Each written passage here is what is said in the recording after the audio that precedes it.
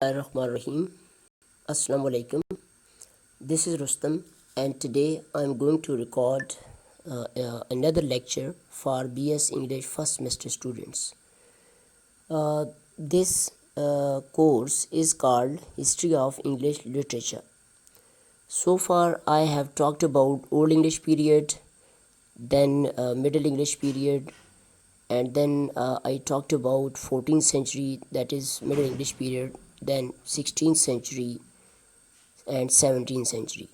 Today I thought that I should again talk about 16th century English literature, that is Renaissance period. So the audience for this audio lecture is BS English first semester students, and whenever we record a lecture for these students, we try to incorporate only the bare minimum information, and usually we avoid detailed discussion. So first semester students are directed that after listening to this lecture, they should consult books on history of Indian literature.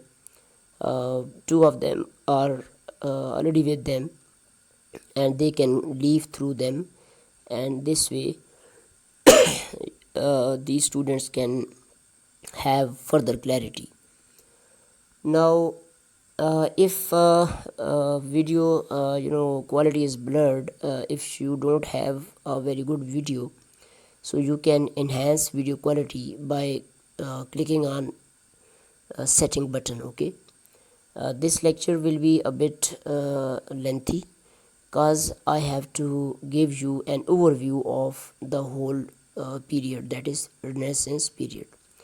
However, I won't discuss history of English literature. I'm gonna discuss just the Renaissance movement, okay, particularly how it started in Italy and what were the causes behind it, and all this will be discussed in this video. So actually what triggered Renaissance movement in Europe was the classical Greek antiquity. So what is classical Greek in antiquity? Let's discuss in this slide. So Greece, the nation of Greece, or Greek nation, they were they lived in the form of city states. Okay, so some of the cities, some of the city states, let me show you some. Okay, I'll show you these city states as we proceed further. But like Athens, Sparta, Corinth, Thebes, Syracuse, Macedon, etc., they were city states, and they were having a very good time in Greece, in Europe.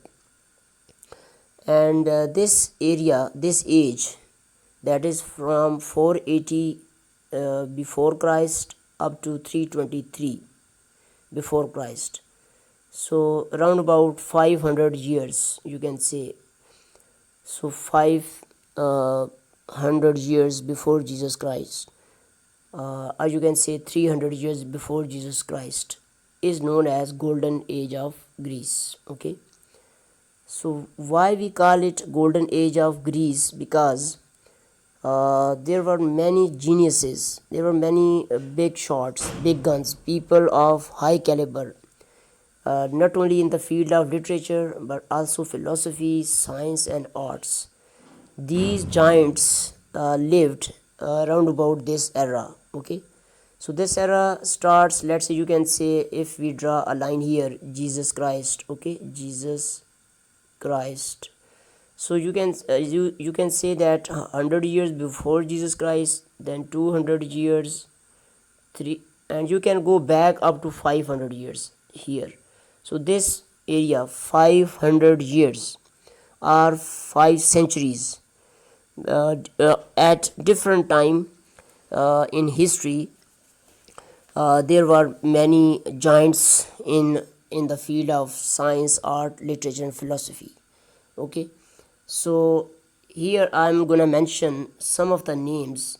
If we talk about playwrights, because my main concern is to talk about history of English literature. So we'll focus on literary persons.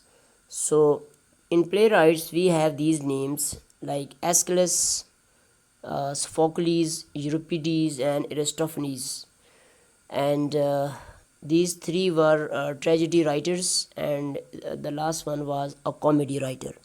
So they were giants in their own field. If we talk about philosophers, we all know that Socrates, Plato, and Aristotle, they are giants in the field of not only philosophy but other fields as well. Historians, everybody knows about Herodotus and Thucydides. In science, you already might have heard the name of Archimedes. In Urdu, we call him Archimedes. Buoyancy law, he gave the law of buoyancy. And then in Euclid, father of mathematics, and Harrow, on whose principle we have a triangle. We find the area of a triangle that is irregular triangle. So these were giants. If we talk about war and administration, and I think the whole world knows the name of Alexander the Great. So here I have just mentioned few people, and you can see that even today in 21st century we know these people, we have heard about these people. So they lived in the area of 500 years before Jesus Christ, at different point in time. Okay, so some were 300 BC, some lived 500 BC, some 400 BC. Okay, now when we move ahead, so as we know that in English we say every a nation that goes up, it has to come down as well. So if you go up like this, okay, then you have to come back. So Greek civilization, or people of Greece, they reached this climax and they ruled the world, but then they had a fall of Greece. How? So Greek city-state, there were many Greek city-states. Sometimes people say that there were 1,000 city-states. When I say city-state, you can have this idea that they were provinces, independent states. Okay, and these some of the states I'm going to mention, like Athens, Sparta, Corinth, Thebes, Macedon, and Syracuse. So they had internal rivalry and strife, and they had internal, you can say, interstate confrontation. So this warfare, the rivalry, animosity, enmity between states, it weakened their unification or federation. And what happened? Another nation known as Romans, so they came and conquered these city-states. And when did it happen? In 146 BC, before the arrival of Jesus Christ, around about 1 century and 50 years before the arrival of Jesus Christ, this happened. So now a new nation were on the rise. So these city-states, Greek city-state, they became Roman provinces. So this is a little bit history. Now let's talk about another nation, that is Romans. So Roman Empire, although Romans had been ruling the world, but they were consolidated into an empire by Augustus. Augustus was a very important Roman king, Roman ruler, and he laid down the foundation of Roman Empire in 27 BC. So by that time, when he laid down the foundation of Roman Empire, Greek city-states were already Roman provinces. Okay, so let's move on. Romans were ruling different parts of the world. They conquered Greece in 146 BC. However, Augustus, you need to remember this name. because later on we will be referring to Augustan age as well. Okay, so he united Roman Empire in territories into Roman Empire in 27 BC. So as I already mentioned that in 27 BC Greek city-states were Roman provinces. Okay. Now golden age of Rome was 27 BC to 68 AD. It means that this was the time around about 100 years in which Roman had a very golden or classic time. Otherwise there were other years as well. We meet many giants in Roman history, but this age is known as golden age of Rome. So let me mention few people of Rome who were also called, can call them geniuses. Here usually I don't give much detail because it is very difficult for first semester students to retain or grasp the data. That's why I mention only the essential points. So if someone asks you that mention few names of Roman classical antiquity, so you can mention Cicero, who was a rhetorician. Okay, rhetoric, the art of speech. Okay, and oratory, forceful speech. And you don't need to remember these dates. However, you must remember the name Cicero. Cicero was a Roman. And Virgil was a poet. Okay, he wrote Aeneid, which was an epic. And Horace, Ovid, and Livy, they were Roman poets. Particularly, Horace and Ovid, they were Roman poets. And Livy was a Roman historian. Okay, and these last three names, they were playwrights. Okay, Seneca was a tragedy writer, and Plautus and Terence, they were comedy writers.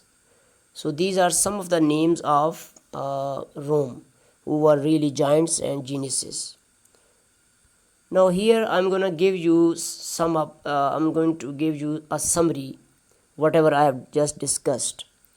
So classical antiquity, you will often come across this term while you study literature, that what is classical antiquity. Antiquity means ancient people, ancient nation, ancient time. So I'm gonna sum up both Greek antiquity and Roman antiquity. You can say ancestors of current people. Antiquity mean the people who belong to ancient times. So first, Greece antiquity. So you must have this idea that before Jesus Christ, BC, before Jesus Christ, so before Christ, first century, second century, third century, fourth or fifth century, this timeline had these giants. Okay, playwrights, philosophers, historians, science, war and administration, and even some others. So you need to remember these names, because when you are going to study drama or some philosophical things in your BS 4-year program in English, so you will come across Aeschylus, Sophocles, Euripides, Aristophanes, etc. Plato, Aristotle and Socrates, they are also very important names. So, and in Rome, after Jesus Christ, okay, we call it here AD. So Anno Domini, that is year after the Christ. So here we have first century, second, third, fourth, fifth century. So why I'm mentioning fifth century? Because 476 is our turning point. Here Western Roman Empire is going to fall.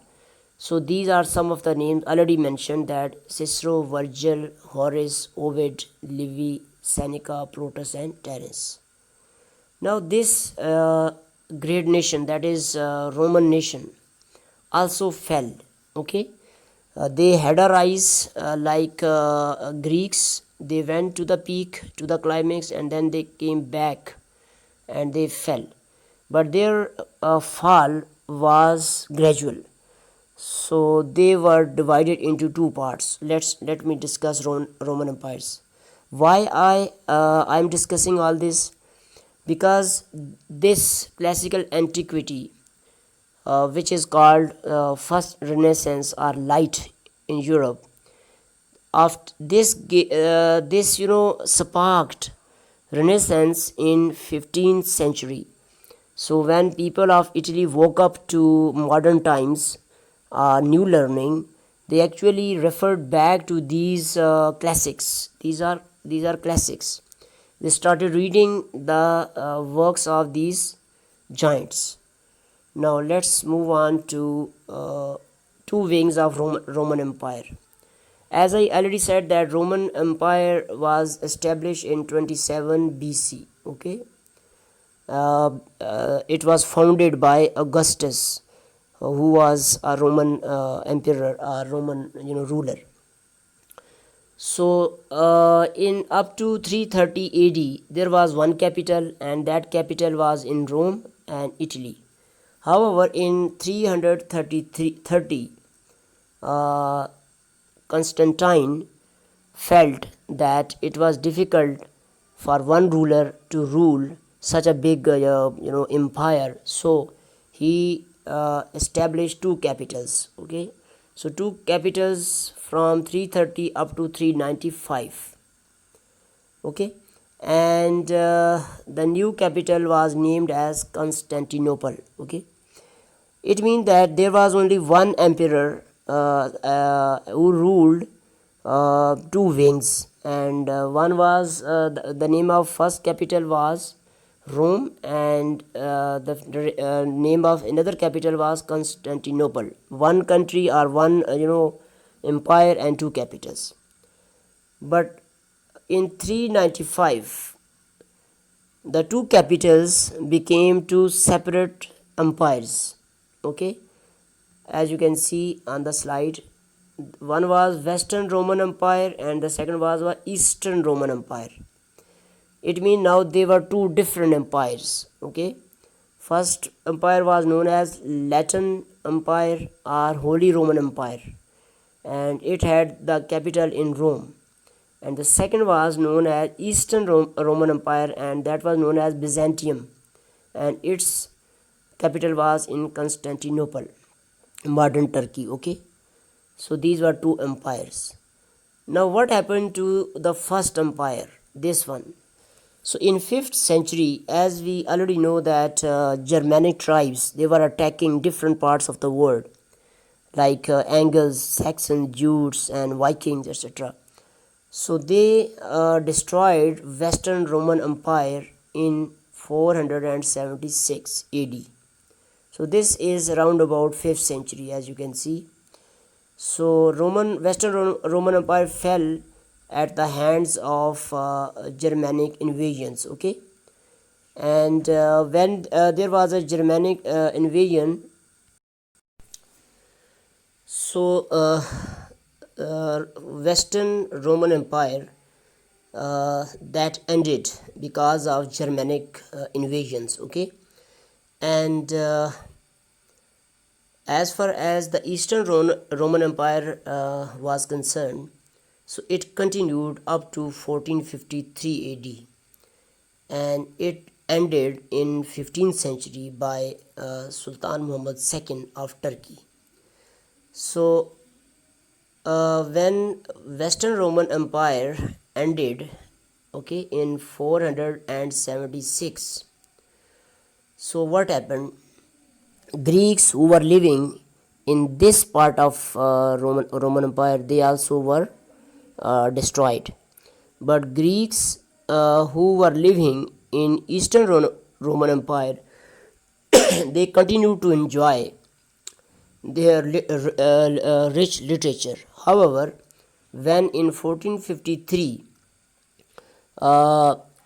this Byzantium or Eastern Roman Empire was attacked by Turks led by Sultan II, Muhammad II, and he defeated Christians, and they just fled from particularly Greek scholars. They fled from Constantinople and spread all over Europe, and they brought with them classical manuscripts, okay, because they were the custodians of Greek classical literature which I already mentioned in Greek classical antiquity.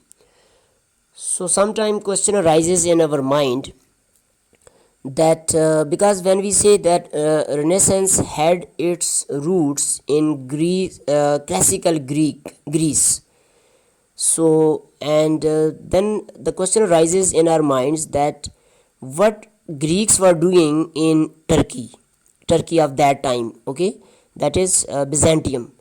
So actually these Greeks uh, were shifted from Rome when Roman Empire was divided into two parts, okay, eastern part and western part. So Greeks who were in western part, they were annihilated. They were removed from the face of the earth through this Germanic invasions. But Greeks who were in Eastern Roman Empire, they enjoyed a long innings of literature and arts and science, and they spoke Greek. So Eastern Roman Empire, the language was Latin, and it was also called Holy Roman Empire. And in the Western Roman Empire, Latin and Holy Roman Empire, and Eastern Roman Empire was known as Byzantium, and here the language was Greek. Now let's give you an overview of this whole situation. So I have shown these four blocks. Up to here it is classical antiquity. I'm gonna maximize the picture, but and up to here this. So these are round about 10 centuries, that is 1000 years, 1000 years, and this is also 1000 years, because this part is Greece and this part is Rome. Put together they are called Antiquity or classical antiquity, including Greek as well as Rome. And here I have shown Renaissance, okay. Let me further. Now you can see up to here classical antiquity, then this is known as Dark Ages, okay, and this is known as Middle Ages. Put together they are known as medieval times. And here we have Italian Renaissance, and then we have English Renaissance. So let me zoom in now. First part. So now I think it is clear to you.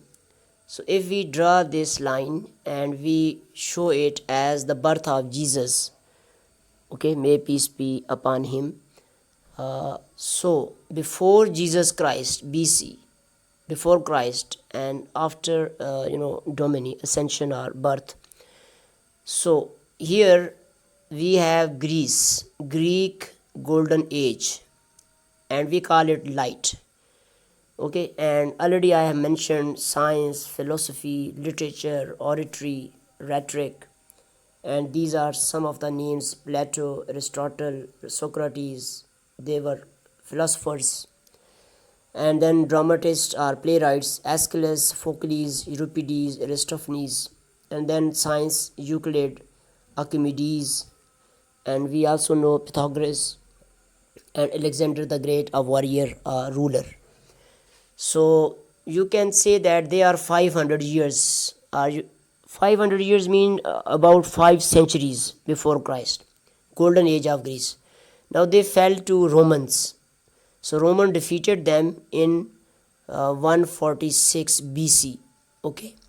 Now this is another golden age known as Romans.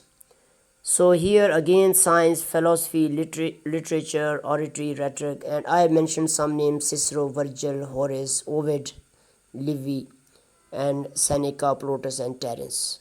So they were Romans. Okay. Now this whole area is known as light. There was light. There was light of learning, and there was classics. They were classics. They were giants, and Europe were having a very good time. But in 476 AD, what happens? Germanic invaded Europe, different parts of Europe, including Rome and Italy. And in Italy, there was a city, Rome, which was just capital city of Western Roman Empire. So here we have fall of Western Roman Empire. So Greeks, they were provinces of Rome, because they had already been occupied by Romans.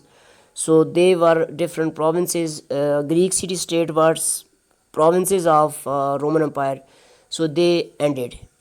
So from this time up to 1100 or 1000 up to here, so this is known as Dark Ages. Okay, Dark Ages. And from 1100 to 1453 or 15th century, you can say, this time is known as Middle Ages. Okay, again there was darkness in Europe, and 10th centuries of darkness is known as Middle Ages. So Middle Ages, you can say Dark Ages plus Middle Ages. Let me show you again. So Dark Age is this area, 476 up to 10,000 AD, and from 10,000 AD to 1500. So this is Middle Ages. So put together, there was a darkness in Europe. There was no learning, and there are many causes of this. Like there were crusades. So Europe was having crusades with Muslims, like 1095 to 1272 AD. So there were 8 crusades which were fought between Europeans as well and Muslims. Although they were defeated, but they remained engaged in wars, and they couldn't pay attention to science, philosophy, art, literature, etc. Second was the war between church and kings. So after the fall of Roman Empire, Western Roman Empire in 476 AD, European countries, they became nation states. Earlier they were provinces of Roman Empire, Western Roman Empire, but as the Roman Empire, Western Roman Empire fell apart, so they got liberated, and they became nation states. They became countries. So now ruler of each country wanted authority, autonomy, and sovereignty, but Church, Holy Roman Empire, Church said that it was supreme. So there was a tussle between Pope, our Church, and kings of different European countries. So this kept on them in warlike situation. Another factor was Black Death. Black Death wiped away one-third of European population. So this was another catastrophic disaster, a tragedy. And then there was feudalism, which had its own code. Okay, and there was knighthood, there was chivalry. And then hold of church, there was no printing press, so church had everything in its hand, and people were not allowed to think, and church kept them in terror, and by referring to biblical narrative, like this was written in the Bible and this was not written in the Bible. So war was there. So all these factors contributed towards darkness of Europe. That's why in Middle Ages there was no learning, there was no art, fine arts, there was no science, philosophy, etc. Okay, so the ideal man of this time was monk and knight. Feudalism as well as you can say church, they were the main pillars of the life of Europe. Now, a very important incident happened in 1453, and what happened that Sultan Muhammad II, okay, a Turk, he invaded Constantinople or Byzantium, okay, Eastern Roman Empire, and defeated Christians, okay, and Christian government, or you can say Eastern Roman Empire, okay. So from here, uh, Greek scholars, they fled. When they fled, they took along them ancient Greek literature, and they spread all over Europe. Particularly, they went to Italy, and this paved the way to Renaissance. Okay, so let me show you Italian Renaissance. Okay, as I have just written here that Greeks fled to Italy, and invaluable Greek manuscripts they were taken along. Now, some of the names of Italian Renaissance, because in the next few slides I'm going to define Renaissance and what it meant, but I'll refer to these names again, that Columbus, Vasco de Gama, Copernicus, Galileo, and Gutenberg's printing press. These were the things which gave European life a new look, okay, because these were explorers, okay, and Copernicus and Galileo, they were astronomers. Science was there, navigation was there. Then Gutenberg's printing press, books were being printed, and a new learning was known as humanism. I will explain it in the next few slides. And figures like Dante, Petrarch, Boccaccio, and they were they had introduced new learning, and Michelangelo and Botticelli, and later I'm going to talk about these people. So these were some of the names who were there in Italian Renaissance. And in the Middle Ages, the ideal man was monk and knight, and in the New Age, that is Renaissance, we have artist, the ideal man. So if a person is not a painter, not a singer, not a dancer, so everybody wanted his or her son to be an artist. Earlier people thought that their offspring should become monk or knight. Like these days in 21st century, every parent wants their wards to become doctors, engineers, civil servants, etc. So these are ideal men.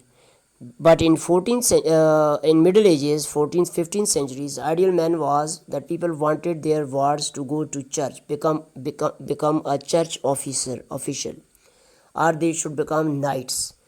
But when came the Renaissance, so the ideal man shifted from a monk and knight to the artist. Everybody wanted their sons to be a humanist. He or she should study liberal arts or good arts. Okay, I'm going to explain it in the next few slides. So here I have tried to give an overview of Renaissance. That is up till here there was light. Okay, that is Greek and Roman antiquity. Then for 10 centuries, for 1000 years there was darkness in Europe. Then came light again, revival of learning, okay, and that is known as Renaissance. And then modern times started in Europe. Let's move to the next slide. So this is our topic today, the Renaissance movement. So Renaissance is a French word. It can be pronounced we can pronounce it using different pronunciations, but here I have mentioned British pronunciation as well as American pronunciation. In British, second syllable is stressed, okay, re, Renaissance. So you can say Renaissance. And American pronunciation is quite easy a bit. Rather, it is easy because stress is at the beginning. You can say Renaissance. Now this is schwa sound, and it is the most negligible sound in English. We usually don't pronounce it. You can say Renaissance, Renaissance. But I usually pronounce it Renaissance, the first one. So, what was it? Let me define it. So, this movement is defined into different. We can define it using different definitions. First one is its literal meaning. What is Renaissance? Literally, it means to infuse life into something dead, defunct, and buried. So, what was dead? Actually, the Greek literature was dead. There was a time it was live, okay, Greece, Antiquity. Then during the Middle Ages, let me show you Middle Ages, it was buried, it was dead, okay, and nobody paid attention to it. So in Renaissance, it was enlivened, it was revived. So Renaissance means to enliven something dead. So revival of science, fine arts and literature in 15th and 16th centuries based on classical forms is known as Renaissance.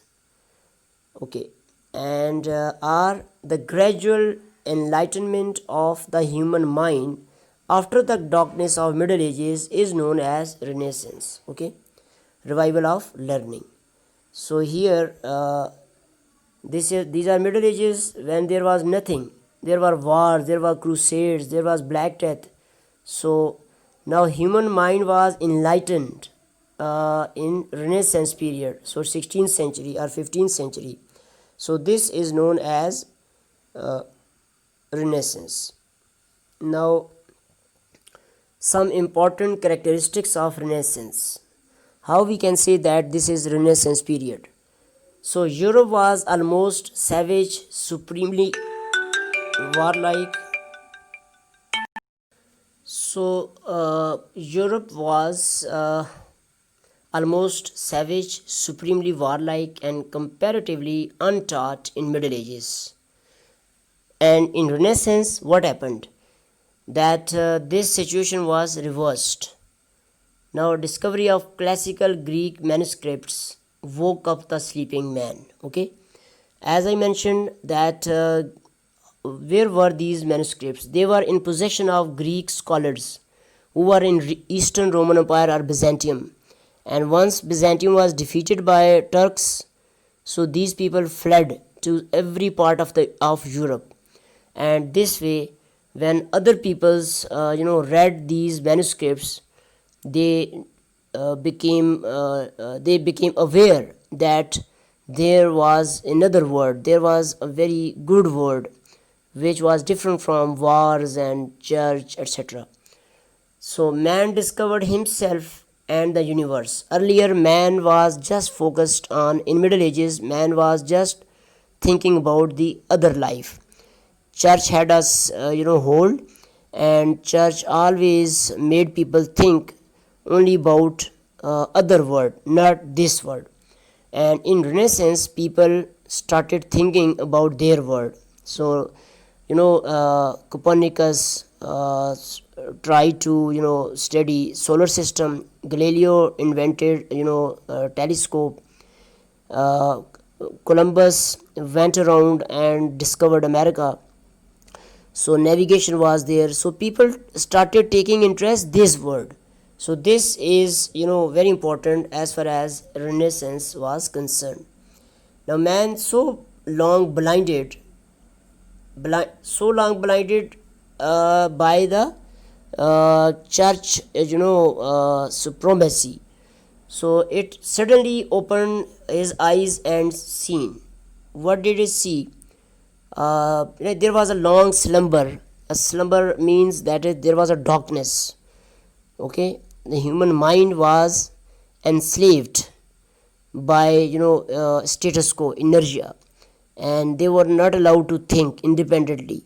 So whatever feudals said, whatever the church said, people just were confined in their thinking. And here Renaissance brought a very what should I say, sharp light. And this way they were the waking sleeping man woke up, and it saw everything around. So this was very important. Now, printing press was not there earlier in Middle Ages. So Gutenberg invented printing press, and it spread the flood of Greek literature to every school in Europe. And this was another cause or reason of Renaissance. Okay, along with the revival of learning, new discoveries took place in several other fields. I have already mentioned it that Vasco de Gama circumnavigated the earth. People from Italy, or you can say Europe, if they wanted to come to India, they had to there were storms, and there were bandits, there were dacoits, and there were pirates, and it was very difficult for someone to go over the waves, etc. However, Vasco de Gama was the first person who crossed Good Hope, Africa, and he went around Cape of Good Hope and went straight to India. So we can say that man went around the globe in a way, and this way Columbus was also sent by Spanish rulers, Isabella and Ferdinand, and he coincidentally discovered America. And Copernicus discovered the solar system and prepared the way for Galileo. So these were the people in 15th century, and they were laying down the foundation of Renaissance. Let's move on. So books were being printed, philosophy, science, and art were systematized. The Middle Ages were past. Nobody talked about Middle Ages now, okay? And the the old world had become new. Old world, that is Middle Ages, they were now past. Now there was new world, and scholars flocked to the universities as adventurers to the new world of America. So people were going out of their villages, out of their homes. They were coming out, they were looking around, and they were taking interest into this world. And as people were trying to discover new words, so scholars rushed to the universities to know more about this world. The old authority received a death blow. That is Middle Ages, church thinking, old thinking were challenged. Now Martin Luther Jr., he talked about overspending of the church, because church lavishly spent on its buildings, and the richest people in Middle Ages were the church officials. So nobody could question their income, nobody could question their extravagance in expenditure. So anyone who tried to criticize, he or she would either be excommunicated or put to death. However, in the form of Martin Luther King, there was a critic, and who protested, and this way people were now questioning everything. So old way of thinking were being challenged, and ideal men of the past, that is monk and the knight, they were no more, and they were replaced with new ideal man, that is humanist. So new movement was created in the form of humanism or humanist. I'm going to explain it in the next few slides.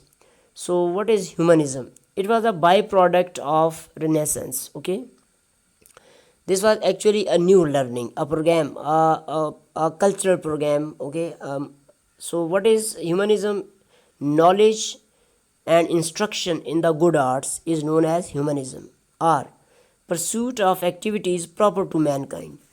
That when birds are born to fly, okay, and animals walk, so they have got their peculiar characteristics. Every species has its peculiar characteristics. So man's quality is that he was born to learn, okay, and this was an educational and cultural program, that is humanism. It was given popularity in 14th century by Dante, Petrarch and Boccaccio. And in Middle Ages, the ideal man was monk and knight. The knight had his chivalric code. So in Renaissance period, the ideal man was humanist. Okay, humanist.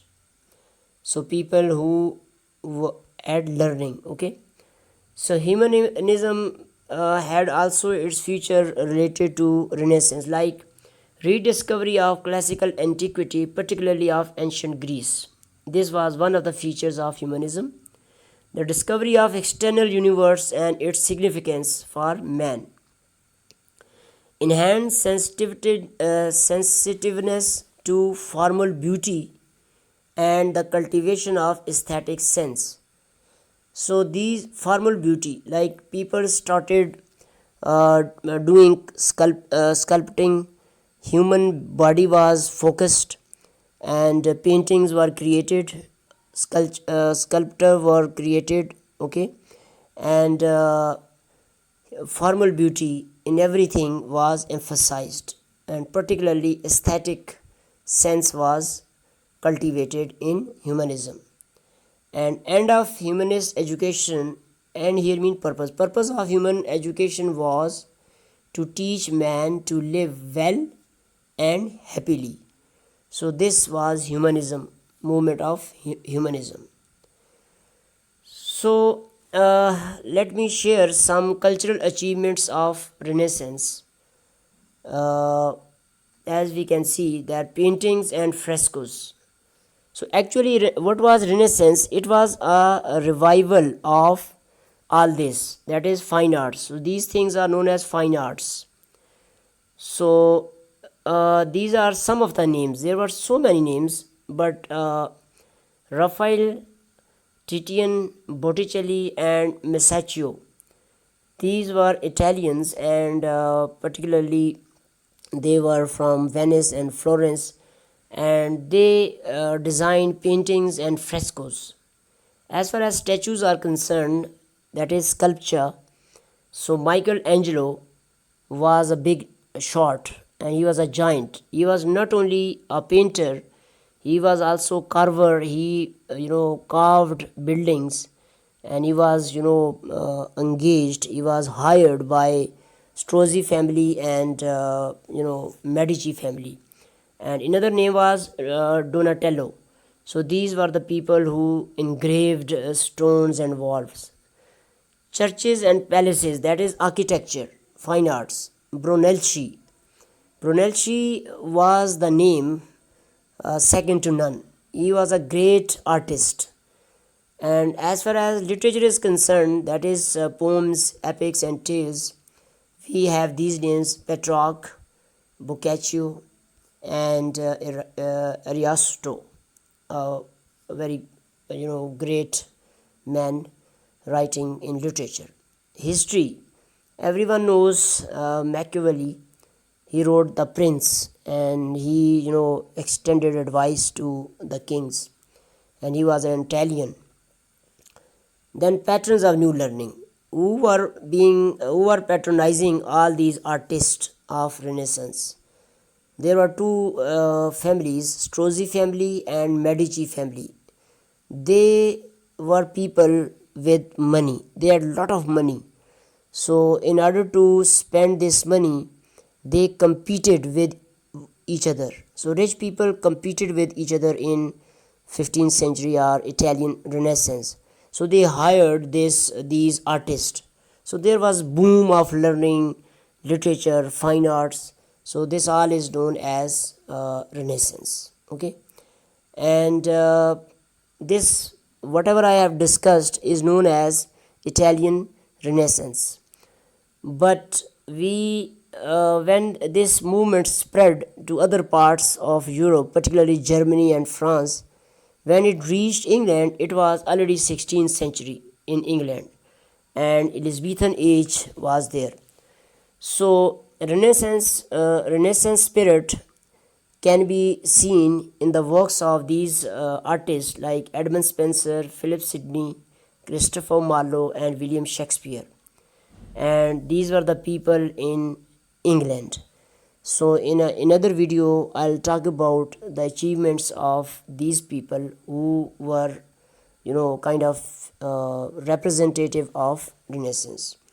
So let me show you another picture again before I end this presentation.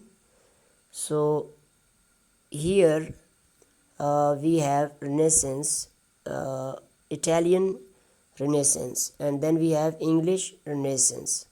So Renaissance means light, okay, revival of learning. So when we say revival, it means what was revived. Actually, there was, let me show you one.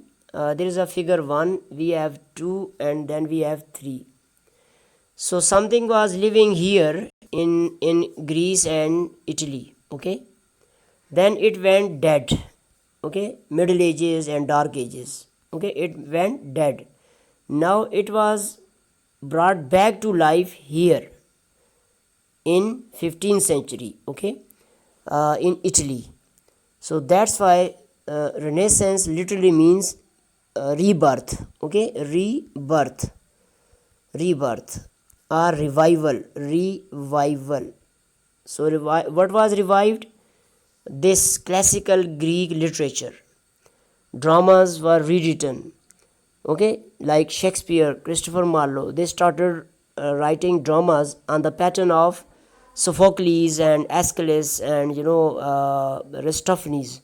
Same way, there was so many other things which were there in Renaissance period. All the fine arts like architecture, dance, painting, poetry, music, they were revived in Renaissance. So hope, dear students, you have got an idea, basic idea about Renaissance. So because Renaissance has impacted every walk of life in 14th, 15th and 16th centuries, particularly 2 centuries, that is Italian Renaissance in 15th century and English Renaissance in 16th century. So we must be well clear about Renaissance movement, how it originated and how it spread and how it impacted every walk of life. Thank you very much.